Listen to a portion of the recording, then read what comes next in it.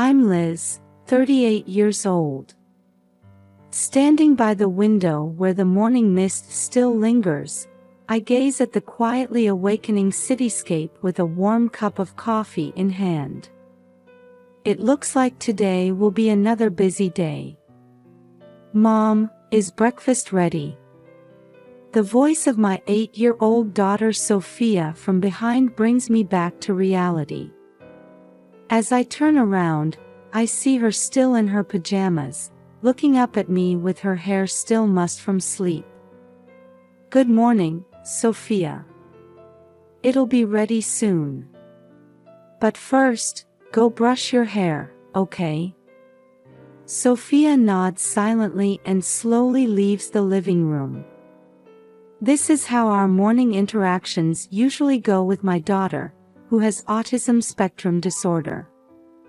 On my way to the kitchen, I hear a baby crying. Looks like Grace is awake. I'll check on her, Liz, my husband Chris says as he comes out of the bedroom and heads towards Grace's room. He's in his suit, looking as busy as any other morning. Thanks, Chris. Breakfast will be ready soon. As I prepare breakfast, I reflect on our lives. Chris and I were college classmates who fell in love after reconnecting following my divorce from my previous husband. He's busy every day as a lawyer at a large law firm, but he's a kind and family-oriented husband. I work from home as a graphic designer, struggling daily to balance work and childcare. My divorce from my previous husband was due to differences in understanding Sophia's disability. However, Chris understands and accepts Sophia's uniqueness. Grace's birth was a miracle for us. A baby we finally conceived after 3 years of fertility treatments. It was a huge emotional and financial burden, but it deepened our bond even further. Smells good.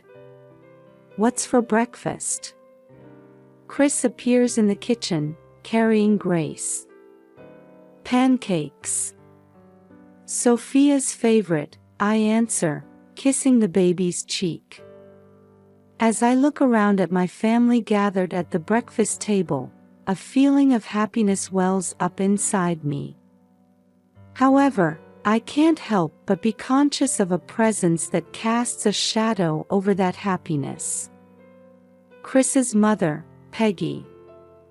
A former psychology professor at the University of Chicago, she's an intelligent woman with a strong will.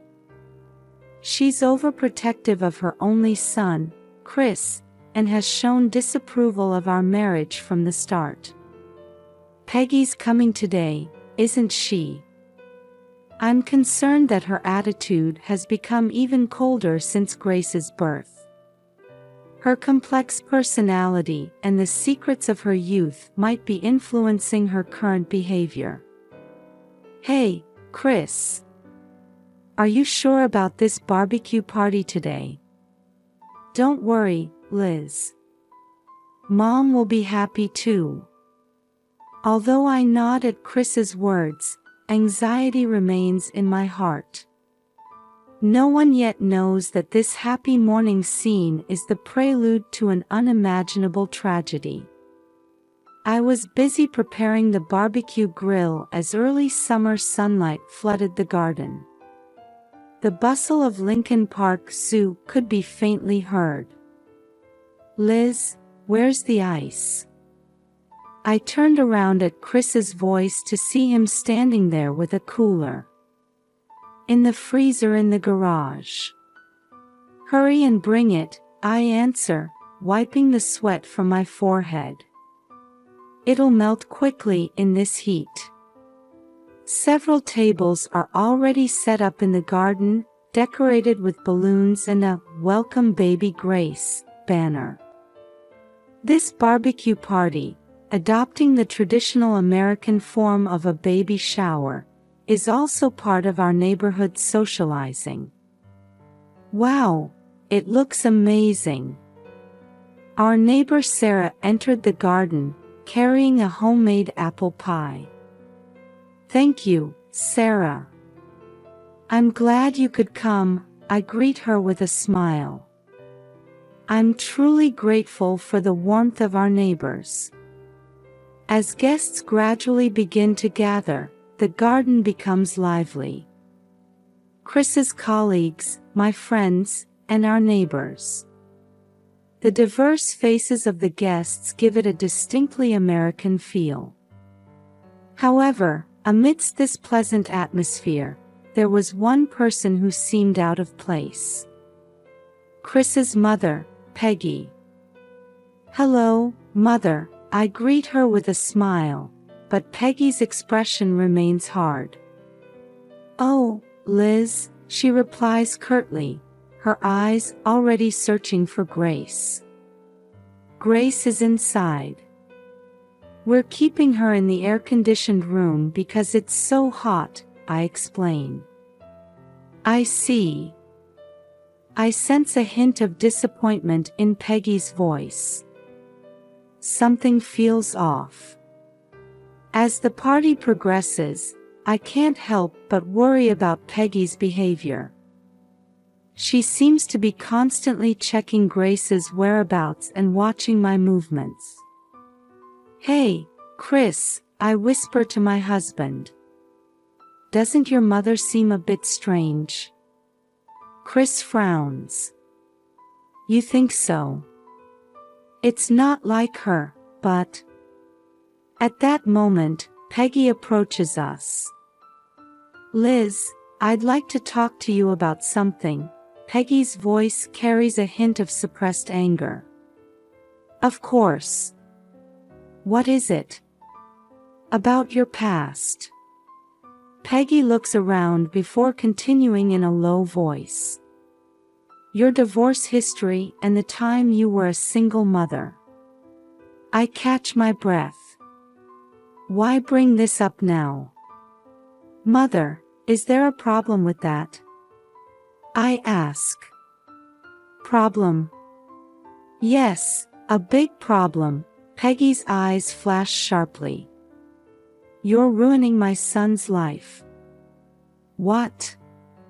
My voice unintentionally rises. Chris hurriedly steps in. "Mom, stop it. This isn't the place to." But Peggy wouldn't listen. "You're after Chris's money, aren't you? I know about your struggles as a single mother. But I won't let you use my son." I freeze at Peggy's words. I had no idea she thought of me this way. The guests around us look confused by this unexpected turn of events. "Mother, you've misunderstood. I truly love Chris." Just then, we hear Grace crying from inside the house. "Oh, Grace is crying." Peggy suddenly changes her tone. "I'll go check on her." With that, Peggy quickly heads into the house. "Chris, we should go too," I say, unable to suppress my anxiety, pulling Chris's hand towards the house. As we enter, we see Peggy holding Grace in the living room. At first glance, it looks like a normal scene between a grandmother and grandchild, but something is off. Peggy's expression is more severe than I've ever seen it. "Mother, please give Grace to me." I reach out, but Peggy backs away. "Don't touch her." Her voice is trembling. This child. Chris approaches his mother with a confused expression. "Mom, what's wrong?" "Give Grace to Liz." But Peggy shakes her head violently. "No. This child isn't Chris's." Those words freeze the air in the room. "What are you saying, Mom?" Chris's voice is low, taking on a dangerous tone. "Grace is mine and Liz's child." It's a lie. A look of madness appears in Peggy's eyes. You're being deceived, Chris. I say in a trembling voice, Mother, please calm down. Grace is definitely Chris's. Shut up. Peggy's scream makes Grace start crying. You're a liar. You deceived my son and this child. Suddenly, Peggy starts moving. She runs towards the entrance, still holding Grace. Peggy! Mom! Our screams cut through the party's commotion. As we rush out into the garden, the guests are looking at us with surprised faces. Beyond their gaze, we see Peggy running away with Grace in her arms. Liz, what happened? Sarah asks worriedly. There's no time to answer. I chase after Peggy with all my might. Where is she going? Surely not. A terrible premonition crosses my mind. North Pond Lake, near Lincoln Park Zoo. Chris! The lake! I shout to Chris running behind me. I can see Peggy. She's running full speed towards the lakeshore. Peggy, stop! My scream cuts through the early summer air. Peggy stops at the lakeshore. As she turns around, I see a mixture of confusion and determination on her face. This is to correct a mistake, Peggy's voice carries on the wind. And then, an unbelievable scene unfolds before my eyes. Peggy tries to throw Grace into the lake. No! I lunge forward with my last ounce of strength. I grab Peggy's arm. Grace's cry.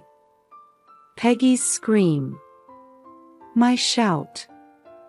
Everything intersects in an instant.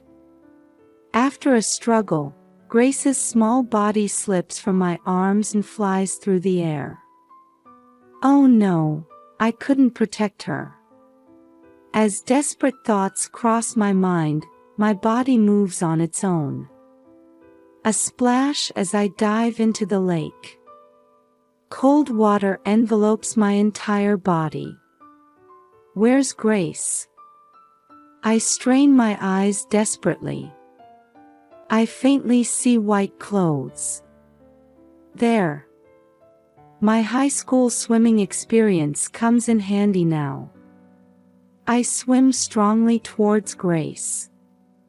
I pull the small body close. As I try to return to the surface, suddenly my leg cramps. This is bad. The cold lake water is sapping my strength. Holding Grace, I desperately swim towards the surface. Liz!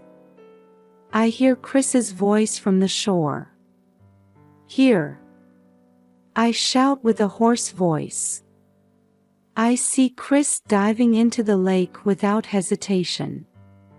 His strong arms lift me and Grace. Are you okay? How's Grace? She's safe, cough, cough. As we crawl onto the shore, I could already hear the sirens of an ambulance. Peggy was being restrained by police officers, standing there in a daze. Let me check the baby's condition, a paramedic takes Grace. I hand over my daughter with trembling hands. Please, help her. I fall to my knees, exhausted. Chris supports me. Liz, you did well. Grace is okay. I cry with relief at his words. Around us, party guests wear expressions of shock. Sarah brings us a blanket. Ma'am, you need to be examined too, another paramedic calls out to me. As I nod and stand up, my eyes meet Peggy's. Her eyes show a hint of regret. Why? Peggy doesn't answer my question. While the police take her away, Chris watches his mother leave with a complex expression. Chris, You don't need to say anything. Just rest now. I lean into his gentle voice as we get into the ambulance. As the sirens blare on the way to the hospital, I can't help but think about the meaning of this incident. Why did Peggy do such a thing? What will happen to our family now? As anxiety and fatigue wash over me, I close my eyes. Mrs. Liz Johnson. At the nurse's voice, I stand up from the waiting room chair. Chris is supporting me. Yes, that's me. I'll show you to the examination room. We have the baby's test results too. At those words, Chris and I exchange glances. Grace, please be okay. As we enter the white-walled examination room, a young female doctor is waiting. Hello, Mr. and Mrs. Johnson. I'm Dr. Sarah Chen. She shows a warm smile. Let me start with the good news. Your daughter is safe. At those words, my tension immediately dissipates. Chris squeezes my hand tightly. Thank you so much. My voice trembles. However, since she swallowed some water, we need to keep her under observation for 24 hours. We'll monitor her carefully due to the risk of pneumonia, Dr. Chen explains. Chris asks with a serious expression, is there anything else we need to be careful about? The risk of hypothermia has passed, but please be careful to keep her warm, at least for tonight. Also, we need to watch for stress reactions after the near-drowning incident. Dr. Chen adds gently, seeing our expressions, don't worry. Grace is a strong girl. Next, the doctor turns to me. Liz, about your test results, fortunately, there are no major issues. However, you're showing symptoms of acute stress disorder. Acute stress disorder. I repeat the words. Yes. There's a possibility it could develop into post-traumatic stress disorder due to this incident. I recommend counseling. Chris quietly says, we'll make sure she gets it. Dr. Chen nods and starts writing a prescription. I'll prescribe these medications. They're sleeping pills and anti-anxiety medication. Please use them appropriately. As we stand up, Dr. Chen adds, oh, and the police are here. They want to talk to both of you. Chris's expression clouds. I understand. As we step into the hallway, a uniformed police officer is waiting. Mr. and Mrs. Johnson, may I have a word? Chris steps forward. My wife is tired. No, Chris, I place my hand on his arm. I'll talk too. The officer nods and guides us to a small room nearby. Please tell me about today's events in detail. Chris and I take turns explaining everything from the barbecue party to the incident at the lake. The officer takes notes, occasionally asking questions. Peggy Johnson is your mother-in-law, correct? Yes, Chris answers. My mother, she's been acting a bit strange lately. In what way? Chris hesitates before slowly beginning to speak. My mother had a secret. That I was adopted. I look at my husband in surprise. Chris is adopted. The officer frowns. How does that relate to this? Chris lets out a deep sigh. When my mother was young, she had an unwanted pregnancy. That child, me, she gave up for adoption. A heavy silence falls over the room. And that relates to this incident, the officer prompts. Yes, Chris nods. My mother had been carrying this secret for years. And when we had a child, I take over from my husband. Peggy convinced herself that I was deceiving Chris. That Grace wasn't really Chris's child. The officer nodded in understanding. I see.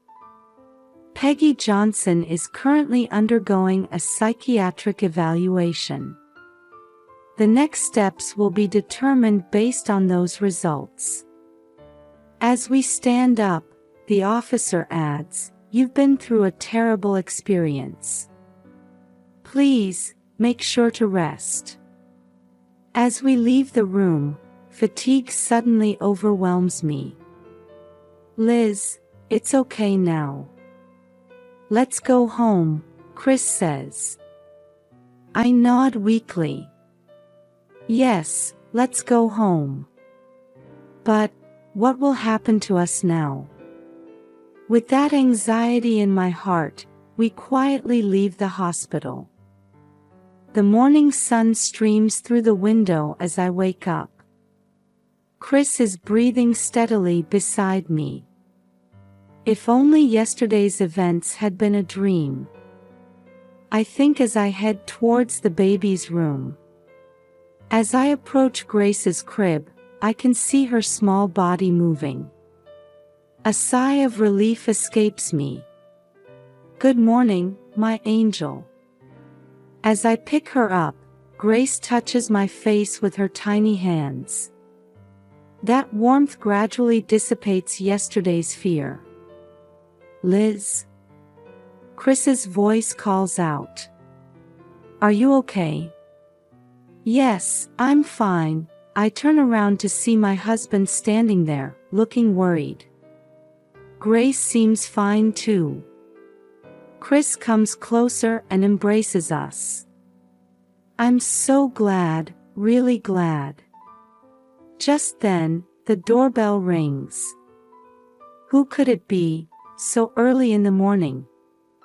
Chris heads to the front door.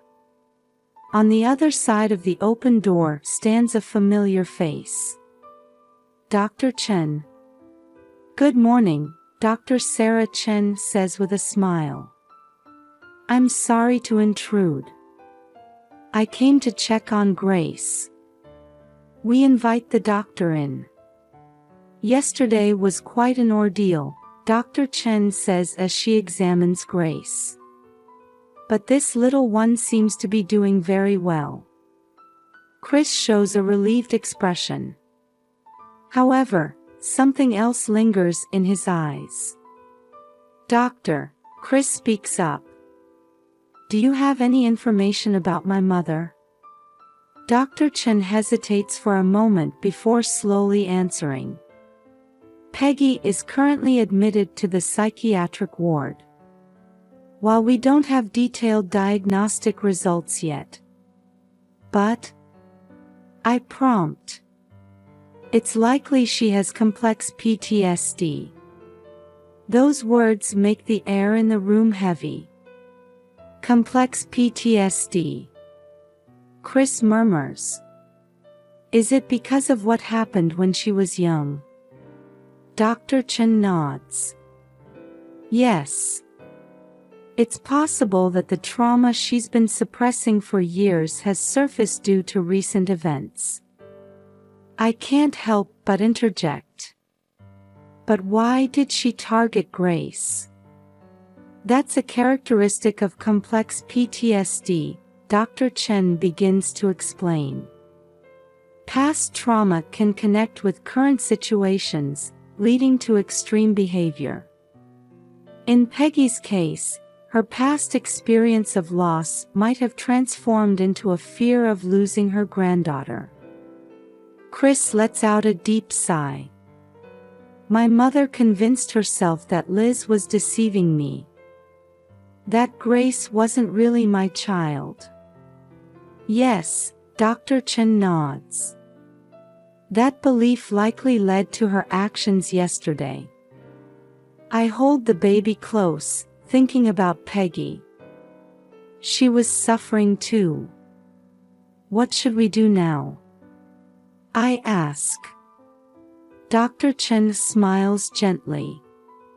First, it's important to take care of yourselves. Then, support Peggy's treatment. Family therapy might be effective too. Chris quietly says, I understand. We'll do whatever we can for my mother. Dr. Chen stands up. Well, I'll be going now. Please don't hesitate to contact me if anything comes up. After seeing the doctor off, we sit silently in the living room. A heavy silence falls.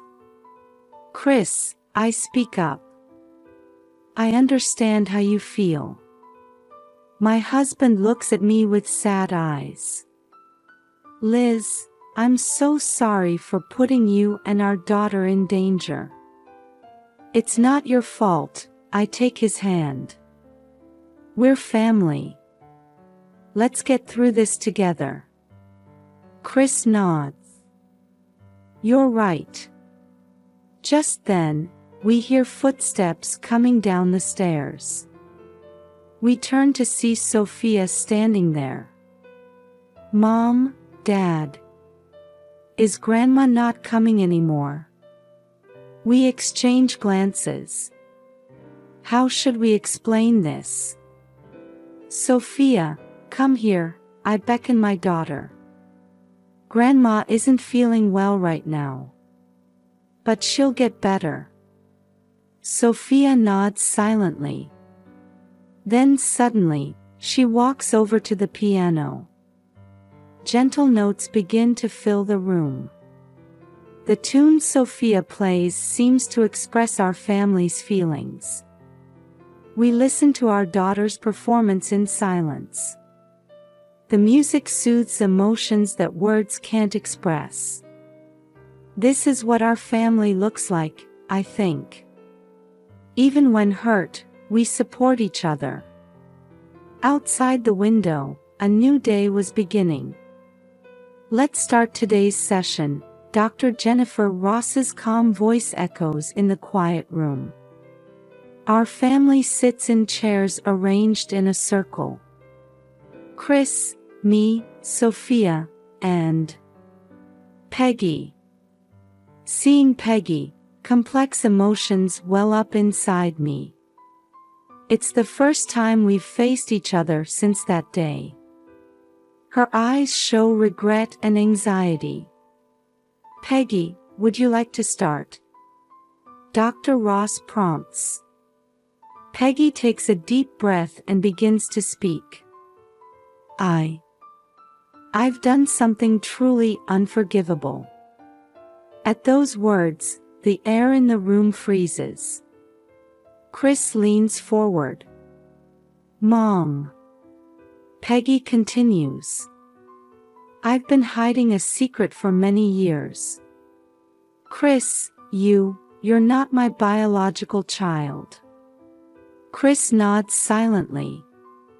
He already knew this fact. When I was young, I had an unplanned pregnancy. And that child, you. I gave up for adoption, Peggy's voice trembles. Since then, I've lived with this guilt and regret. Dr. Ross quietly asks, how did that experience connect to the recent incident? Peggy closes her eyes, searching for words. When Grace was born, I was reminded of my past loss. And I was driven by the fear that I might lose Chris. But why did you think I was deceiving Chris? I can't help but interject. Peggy looks at me apologetically. Liz, when I learned about your past, your divorce history and financial struggles, I imagined the worst. I thought you might be using Chris. Mom, Chris's voice resonates low. Liz and I conceived Grace after a long struggle with infertility treatments. I never told you about that process. Chris begins to explain in detail the hardships we experienced with infertility treatments. The repeated failures, the days we almost gave up. The days we kept hoping despite everything. I take over from my husband. Peggy, Grace is undoubtedly Chris's child. She's the fruit of our love. Tears well up in Peggy's eyes. Oh, what have I done? I was so trapped in my own fears that I hurt you all. Dr. Ross says quietly, past traumas can greatly influence current behavior. Peggy, you're now facing and trying to overcome that trauma. In the silence that follows, Sophia suddenly stands up. Grandma, her voice is small but clear. I loved the cookies you used to make. Will you make them for me again? Peggy looks surprised, then smiles through her tears. Yes, of course, Sophia. At that moment, the atmosphere in the room softens. Dr. Ross says gently, family bonds can sometimes be hurt. But by understanding and forgiving each other, they can become even stronger.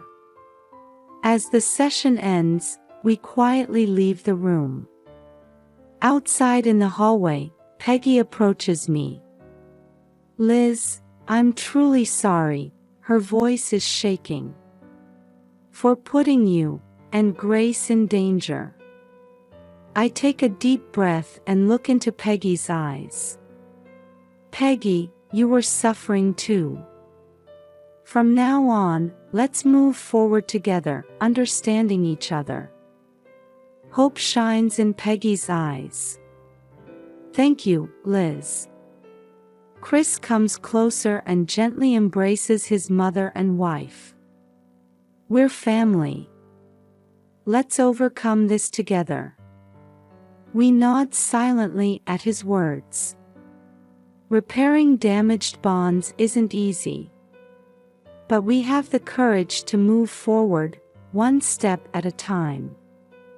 In the car on our way home, Sophia said in a small voice, Hey, why don't we all go on a picnic next time? We look at each other and smile. It feels like we're starting to see the shape of our new family. 6 months later, a small girl stands at the center of the stage, bathed in the brilliant lights of the Chicago Symphony Orchestra concert hall. Sophia takes a deep breath and sits at the piano.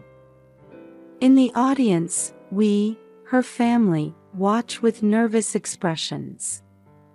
Chris whispers, Do your best, Sophia. I hold Peggy's hand, sitting next to me. She smiles warmly in return. And then, beautiful music fills the hall. Sophia plays Chopin's Fantasy Impromptu. The audience is captivated by her music. I close my eyes and think back on the past 6 months. Family counseling, reconciliation with Peggy, and Grace's healthy growth. Our journey of overcoming difficulties resonates with Sophia's music. As the piece ends, loud applause erupts. Sophia looks at us with a beaming smile.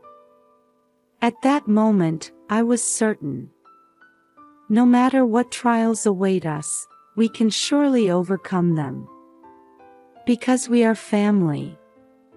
On the way home, holding Grace, I looked up at the sky. A new morning awaits us, filled with hope.